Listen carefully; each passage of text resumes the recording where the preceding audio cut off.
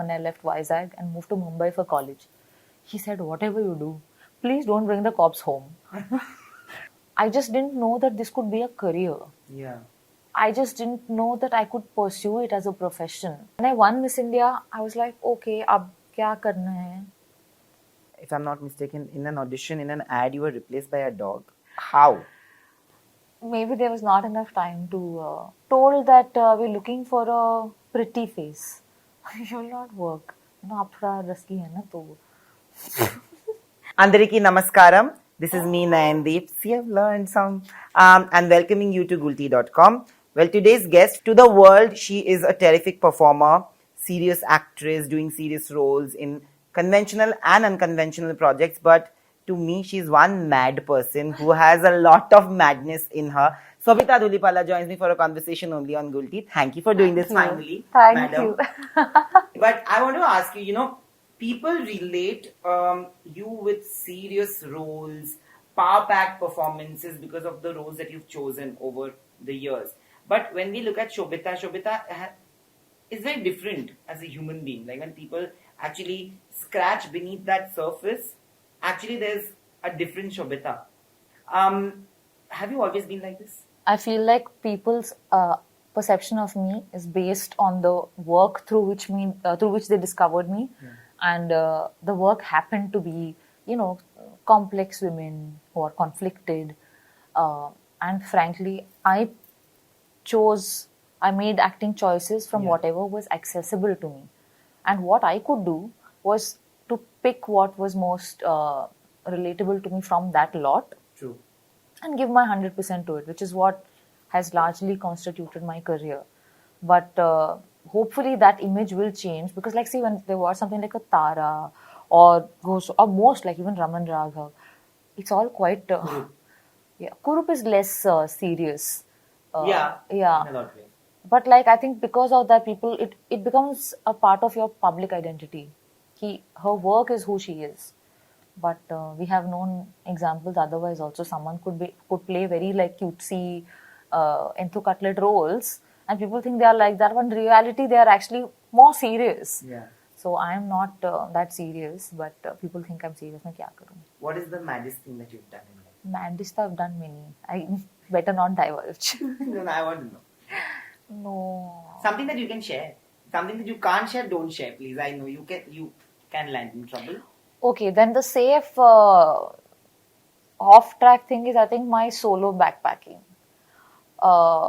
So after college, I was Miss India. Then I was modeling for a bit, and I was full like that, like kya hai wo? Ilahi, that song. I was in that trip in my life. Yeah, I had a little backpack, didn't really use a phone. I was traveling across the country, staying in places randomly, hitched rides on lorries. So I've had a very amazing, adventurous time, and I don't think that's something people would maybe imagine when they know me. But Sobhita, you come from a non-filmy background completely, academic background. How difficult or different? Was it difficult for you to convince your parents when you decided to opt for the glitz and the glamour industry? I think while my parents have been extremely supportive, they would be just as supportive if I told them I want to become an astronaut, or if I want to become anything. Their whole funda was, you're on your own, be responsible for the choices you make, deal with the consequences. And my father had only one thing to say when I left Vizag and moved to Mumbai for college. He said, whatever you do, please don't bring the cops home. That was his only one condition. So... Abhi tak to nahi hua, so it's all good. No, thank God. I hope that never happens. But coming from a middle class background, in that way where academics is so important, and this is a very uncertain industry. You never know whether you can make it, whether you will make it, whether you will not make it. Were there moments of self-doubt that you had to battle in the beginning? I think you feel confident when you are given opportunity, because you feel like, okay, they recognize my value or my worth, and therefore they're giving me a chance, some work opportunity.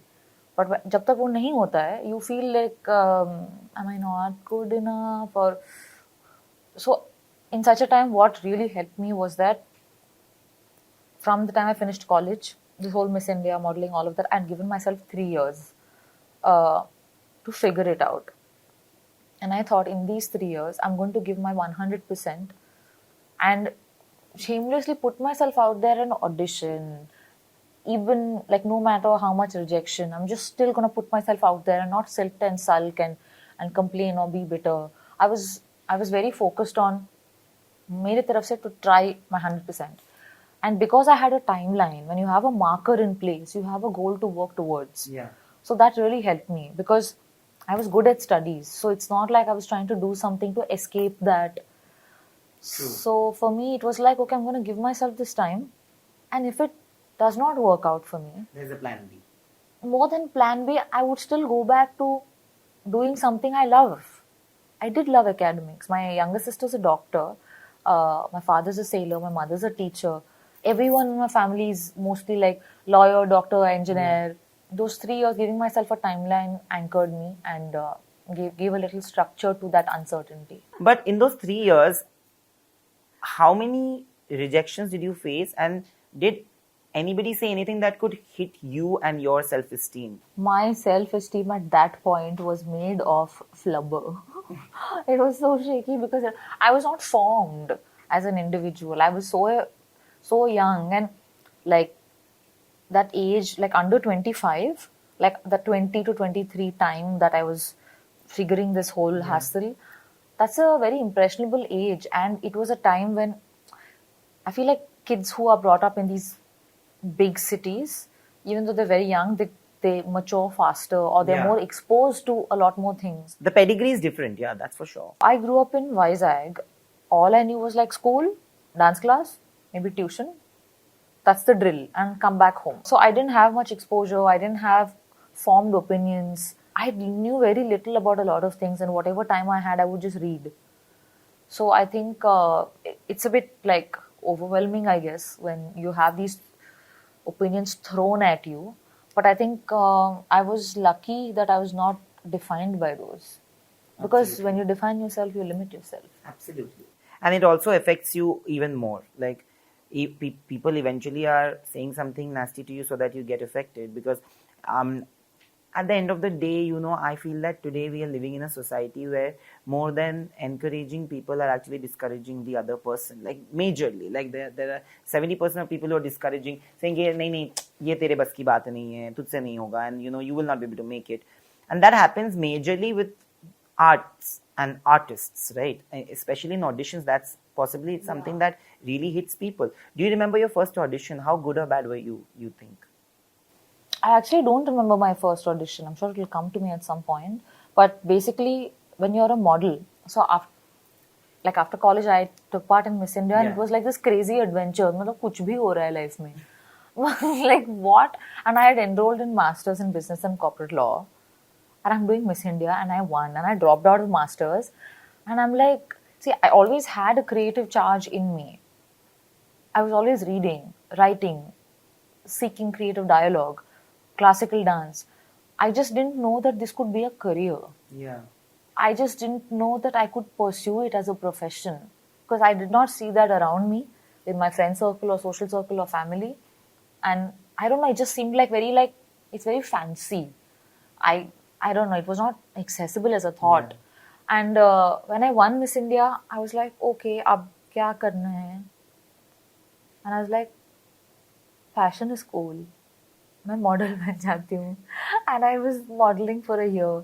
It was fun, but that was the same year I was doing backpacking. I was reading a lot.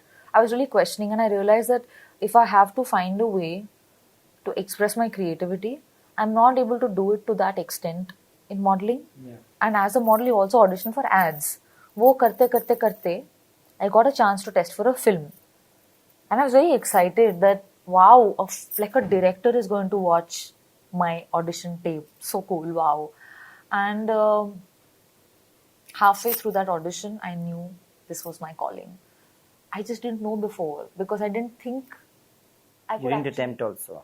Yeah, I loved acting because I realized it was so uniquely, I guess, A part of you. like reflective of my other things. Yeah. Like when you dance, it has form, structure, discipline, but it also has fluidity and emotion. Acting, I found similarity like Absolutely. with that, be like with dance or how I love travel and discovery, reading. These things deepened my empathy, and I found that all these things have very beautifully complemented acting and enriched it. And halfway through that audition, and by then I had only 2 or 3 months left for that timeline to end. 3 years. Yeah, and I got the part. It was, it was just unbelievable. I couldn't believe I actually got it. This is Raman Raghav? Like literally, I auditioned today and tomorrow night we start shooting. Oh wow, it was that crazy. You didn't Yeah. even get time to prep. Like I didn't even know. And it's such a complex character anyway. Yeah, and I was quite young, like both in age, sure, but also in experience and exposure. I didn't even know the technical jargon. I really learned on set. But from that point, I made sure to do workshops to improve my technical understanding of filmmaking. But basically, that whole film and the kind of people, Anurag sir, Nawaz sir, Vicky, just everyone was very Collaborative also. collaborative, yes, but also very creatively inclined. People who wanted to really passionate about what they did and the craft. That had a very positive influence on me. And then going to Cannes Film Festival where I was nominated for performance. So that was a time when I was like, okay, I think it influenced me to make choices where I had the opportunity to perform because I loved the craft of acting. I loved the technique of it and the fluidity and the coming together of these two things. So from there, I think it influenced my choices and was. You know, when you were talking about auditions, if I'm not mistaken, in an audition, in an ad, you were replaced by a dog. How?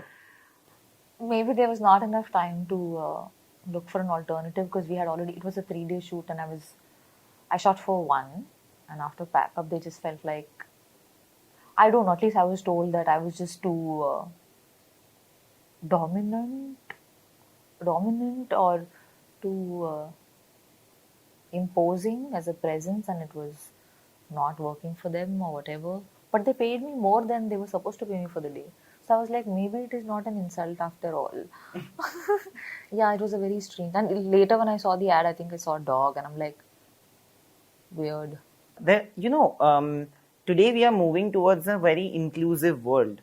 But in auditions, there are still times when people are actually facing comments on how they look and what is the skin color and what is their body weight, XYZ, a lot of those factors, primarily before the talent is even presented to them, right? You've actually faced all of that. How did you deal with it back then? The words that have been used, like I've read an interview where you said that you've been called Kali and all of that. No, I was never called Kali, but I was just told that we're looking for a pretty face. You will not work. You know, आप थोड़ा रसली है ना तो, which I found so funny. I didn't feel bad. I just found it weird. It is weird. It is very weird. I mean, just the idea that they associated pretty with fair is what I found weird. If they didn't find me pretty, that would be fine. Because it's subjective. Some people can find a certain look more appealing. Absolutely. See, all these things now, they have somehow pushed me into a positive space. So I don't hold that as a negative time because these things pushed me to embrace performance, to embrace craft, to embrace the joy of just doing your job well. Yeah. So it has led me to a positive space. So I don't have a lot of angst or bitterness with these things because I ended up going into a positive sphere. You have actually balanced all the languages. You know, you worked in Malayalam film industry, you worked in a Tamil film now, you worked in Telugu films, you're working in Hindi films. How do you do that? And one major complaint that all your South film fans have is that you have very limited choices. Like the point is that they get to see you in very few films down there. Why is that so? Actually, I've been told to ask you this. Why do you not sign so many movies when people really want to watch you in Hyderabad in a Telugu film? I would love to. I'm absolutely open to it. I have no qualms whatsoever. I think it's an assumption that I'm not very keen. In fact, I'm very, very attached to Telugu and Telugu culture. My parents live in Vizag. My mother's from Tenali, Guntur. My father's from Vizag. I'm like as Telugu as it gets. I think in Telugu, in fact, if there is an Ayla moment, my reaction is in Telugu only. Which is your favorite Telugu line that you use, like like a phrase that you keep using a lot?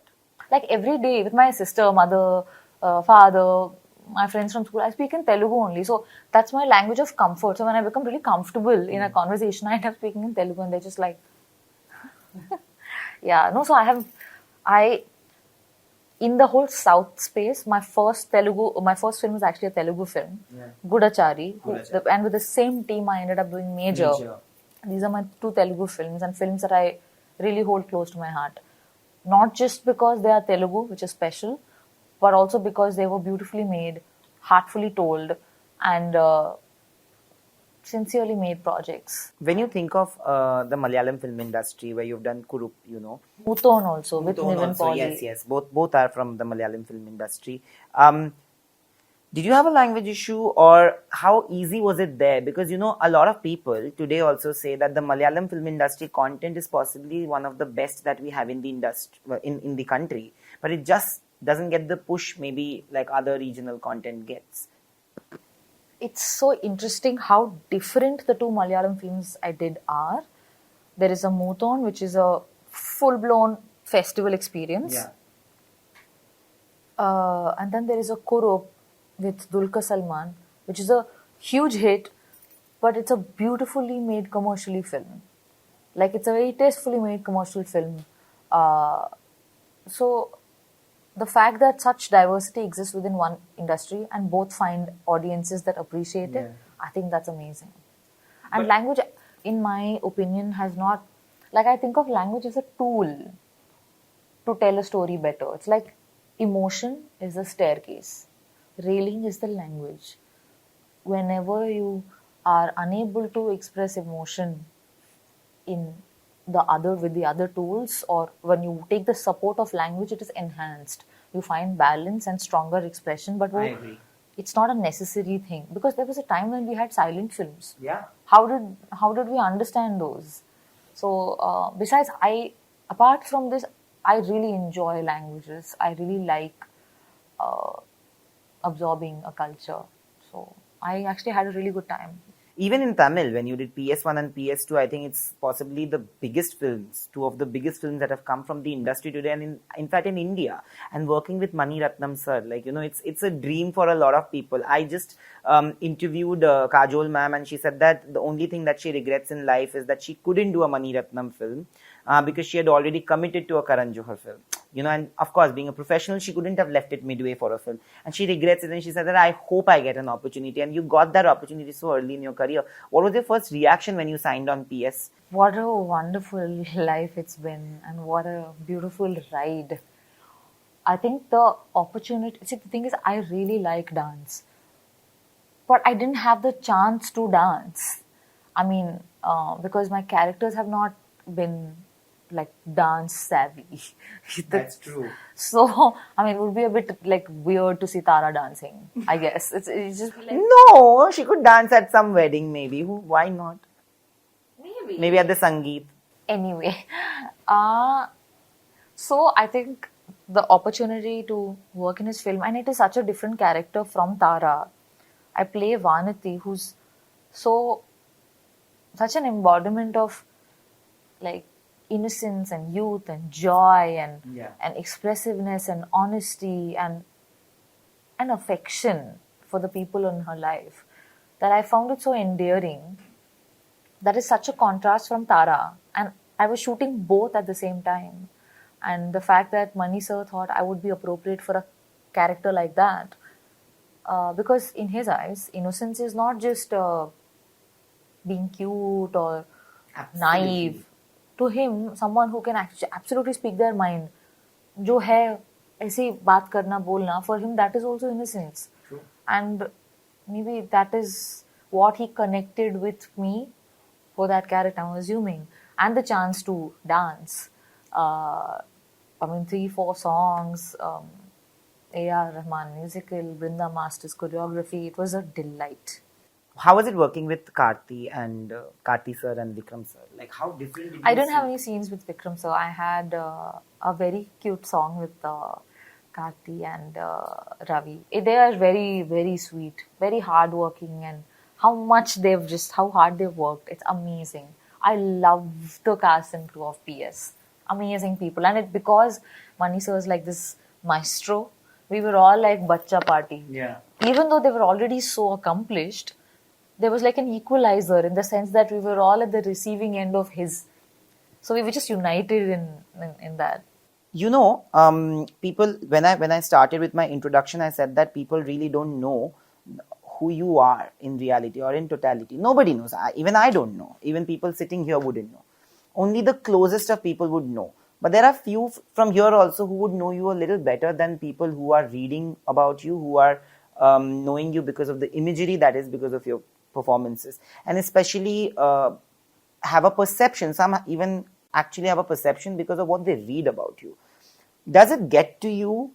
Because negativity sells so much, and there is so much of negativity on the internet, that we tend to forget that actors and artists are humans too. There are such labels attached to you sometimes. Does it ever get to you? Does it ever bother you? Me, no, it doesn't bother as much.